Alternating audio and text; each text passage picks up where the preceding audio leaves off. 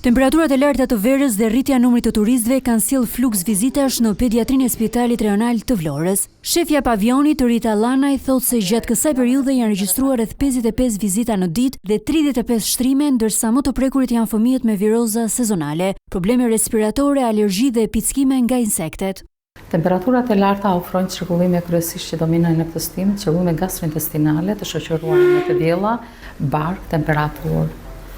Një pjesë e fëmijëve vizitohen, marrin mjekim ambulator dhe ndiqen nga mjeku i familjes. Pjesa tjetër kur ka kompromentim të shenjave jetësore, ne i hospitalizojmë dhe i ndjekim në pavionin tonë. Mes pacientëve ka edhe shumë fëmijë të ardhur nga qytete të tjera dhe turistë që kalojnë pushimet në Vlorë. Ata paraqiten me simptoma të ndryshme që lidhen kryesisht me temperaturat e larta. Rrezet e diellit janë të dëmshme, qoftë përgoditja nga dielli, që mund të reflektohet me dhimbje të forta koke, me edem të syve, me të vjella dhe me humbje ekuilibri. Kështu që në këtë pikë të bëjnë kujdes mos i ekspozojnë fëmijët. Prindrit sipas mjekëve duhet të tregojnë kujdes të veçantë gjatë ditëve të nxehta, duke mbajtur fëmijët të hidratuar me konsum të bollshëm lëngjësh dhe ushqime të lehta e të freskëta.